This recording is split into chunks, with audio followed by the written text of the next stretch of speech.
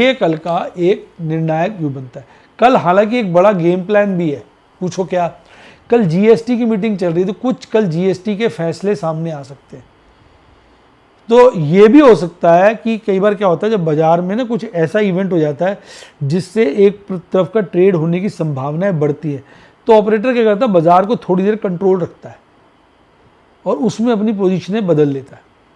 जैसे अब पीछे क्या हुआ, मूड बना तेजी का, और ऑपरेटर जो तैयारी करके बैठा उसने तेजी के हिसाब से नहीं किया हुआ, उसने तो कॉलेज सेल की हुई है, पुट्टे बाई की हुई है, मंदी की पोजीशन बनाई हुई है। तो सुबह थोड़ी देर बाजार ठंडा रखेंगे या लो कर देंगे हल्का सा, तो पुट्टे स्क्वायर ऑफ करके, कॉलेज स्क्वायर ऑफ करके रिवर्स पोजीशन बना देते हैं, फिर बाजार को खींच देते हैं। तो आपने कई बार देखा होगा, जब बाजार सुबह खुलता है तो एक रेंज बाउंड सा रहता है, थोड़ा गिर रहा है फिर अचानक भाग जाता है, या थोड़ा रेंज बाउंड रहता है, हल्का फुल्का बढ़ रहा है फिर अचानक गिर जाता है।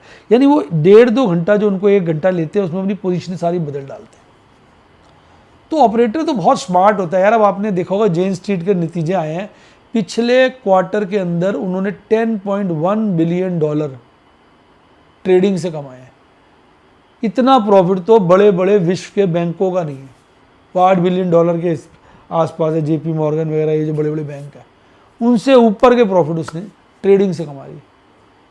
तो ट्रेडिंग में ऑपरेटर जो होता है उसके पास बड़ी शक्ति हो जाती है, क्योंकि उसके पास पैसा बहुत होता है, वो मार्केट को खिला देता है। तो ये बन रहा है। अब कल का निर्णायक वाला फैसला जीएसटी का होगा। तो कल ऐसा हो सकता है कि सुबह सुबह, मैं आपको बताता हूँ जो मेरी फीलिंग है आने वाले 1-2 दिन के लिए, अब जरूरी नहीं है कल, हो सकता है परसों, मुझे ये लग रहा है कि भाई जीएसटी का, अगर जीएसटी में कुछ अच्छा आ गया तो बाजार को खूब तेज करके फिर मार देंगे, और अगर बुरा आ गया तो बाजार को गिराएंगे हल्का सा, फिर थोड़ा तेज करेंगे, फिर बुरी तरह से मार देंगे।